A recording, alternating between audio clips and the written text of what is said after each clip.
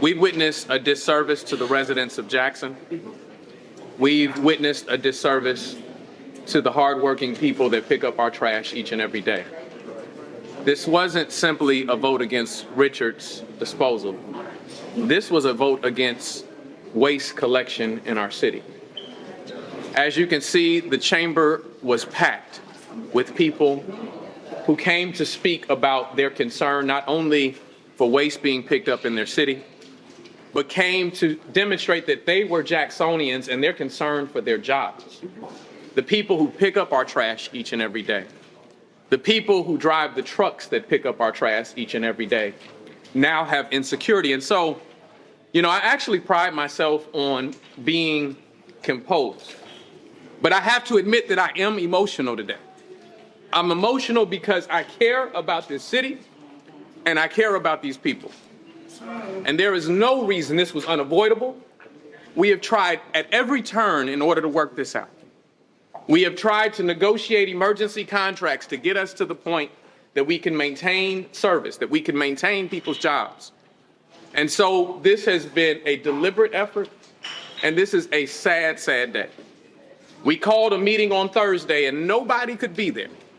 Everybody had an emergency, everybody was out of town, and then all of a sudden, everybody's here.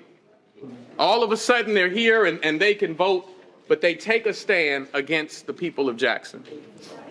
I want to be clear that we're going to do everything that we can to present this again, that this has only been a practice of following state law. It is the state law that requires me to do an RFP. It is the state law that requires price to be the most heavily weighted factor. That is not a Chokwe thing. That is not a mayor wants this contract thing. I want what is most affordable to our residents. I want the contract that best serves us. And so we are going to deliberate. We're going to talk about what our options are going forward. The only commitment that I can make right now is that we won't stop working for the people of Jackson, that we won't stop working for the workers who pick up our trash each and every day. I want you to know that I appreciate y'all. I appreciate your sacrifice. I appreciate what you do. And you don't deserve it. You do not deserve it. You do not deserve it. And so if I'm emotional, it's because of them. It's because of them. And so that's all I can offer right now. I know that Working Together Jackson said that they have a statement on behalf of their coalition. And I believe you should ask these people what's wrong. For far too long, the right questions have not been asked. The right questions have not been asked. You haven't asked, Mayor, why are you for this contract? Because it's the lowest. Because we're going to raise your water bills. That's right. Because we have to fix our water system. That's right. And it doesn't make sense to tax you more unnecessarily. Amen. That is why I'm for it. That is why I have a problem with it. And I want the truth to be out there. I want the silliness to stop. We've heard all manner of things. I've heard that my wife is related to Mr. Richards. My wife ain't never met Mr. Richards. Make the council answer the questions, the council members that voted against it. Because I thank Angelique for supporting this. Amen. I thank Brian Griselle for supporting this. I thank Virgie Lindsay for voting the right way. And the ones that didn't have to answer to the residents of Jackson why their trash isn't picked up. Because it makes no sense. I thank our city attorney. I thank our city attorney who has given her blood, sweat, and tears on this. That's right. That's right. Who they have tried to humiliate, who they have tried to discredit her intellect. And so I thank you. I thank you, Tori. Okay? I thank you.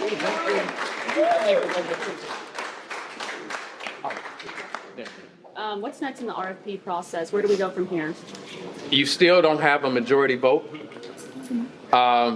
It doesn't mean it can't be presented again. But the other thing that's lost, there was a motion to substitute waste management. all of that ignores, right, that Waste Management said that they won't honor that price. Yep. Waste Management said the only way we'll do it is if we do a new RFP.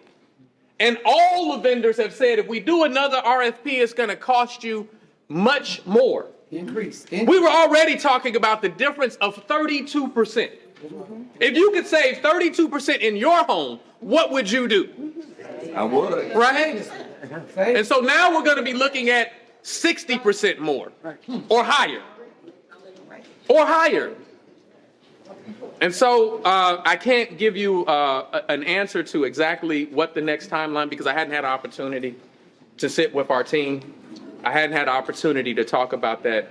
But we're going to put our heads together and do whatever we can. How long will people's trash not get picked up? Until there's an agreement. Until a contract. The city of Jackson is not a way. We used to pick up trash many years ago, more than 30 years ago. We don't have the capacity, nor the expertise, nor the equipment, right, in order to pick people's trash up. And so that's why I said that this was a decision against trash pickup. If all of the other vendors say, look, I can't honor my price, right? You're talking about a company that picked up our trash for 7 months without being paid. Without being paid. And that was intentional. That was intentional. It was saying, look, I'm going to suffocate you. I'm going to make it that you have to walk away. I'm going to make it that you have to lay off your workforce. And you had somebody who said, listen, I'm not going to do that to the workforce. I'm not going to do that to the people of Jackson, right? And still picked up our trash. That's right. Until that Richards still picked up our trash. Hey. So we're going to go to the drawing board. What are the consequences of people leaving their trash on the curb? I've seen some this day. You have rodents. You have the stench. You have health consequences to people, right?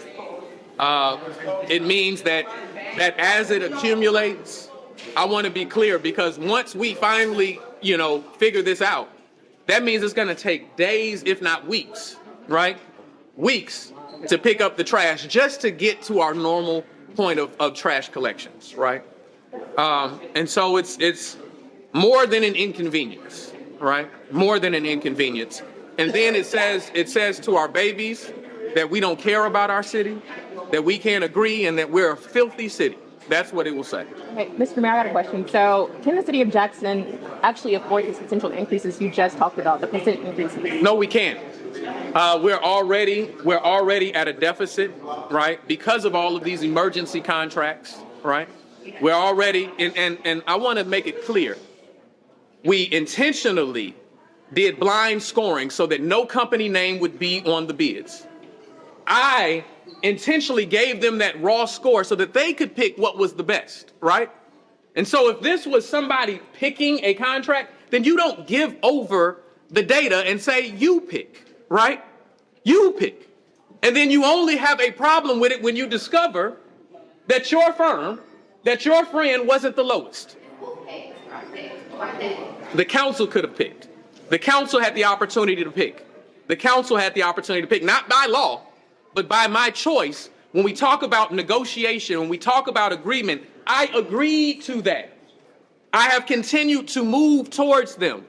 There has been no effort to negotiate, no effort to say, look, this is the problem that we have in the contract, right? And so this is by design, as Councilman Griselle said. And who's responsible for approving a contract? The council has to approve the contract. As mayor, I can only present the contract. And so I don't have an ability to just sign an executive order for trash to be picked up. The law doesn't allow that, right? The only way that we can have trash pickup is that we go through an RFP process. The RFP process informs us who the winners are. I present the winners to the council. The council approves the contract, and then I sign it, right? That is the only way that we're able to do contracts in the city of Jackson. Can we have another emergency order? No, not one. You just had the Supreme Court. What the Supreme Court ruled on, so that we make it clear, wasn't anything to deal with this contract. The Supreme Court ruled on the emergency contract, right? That's the only thing that they ruled on, right? And so it said that I didn't have the right to veto in order to put that emergency contract into place, right? And so I don't know, one, whether Richards would be willing to do an emergency contract, right? Because they would be negotiating against themselves. What essentially the council is trying to do is to try to delay, so that they can put a vendor of their choosing in place and give them an opportunity to build up their capacity. That's what they're trying to do. They're trying to give that vendor an opportunity to build up capacity. And what will happen under emergency contract are two things. One, the emergency contract itself will be beyond what we can afford as a city. Secondly, it will lead us into another RFP, and I just told you that the new RFP would be 60% or better more than what we would have had today, right? That we cannot afford. And so I want the residents to know that that's not coming from the city's coffers. That means that you're going to pay more. That means that we have to raise your water bills to pay more, okay? So what should be, what are you asking, Council? I'm asking that the residents call your council persons and tell them to support this contract, tell them to move forward. With that, I'm gonna let Is the there people. a possibility Richards could come before the council again? That is a possibility. That is a possibility because it was not voted down twice. And also there's a possibility because you can make changes in the contract, right? But they're the only ones in position to move forward. I'm gonna let, if some residents or workers wanna talk, I'm gonna let them talk, okay? All right, thank you.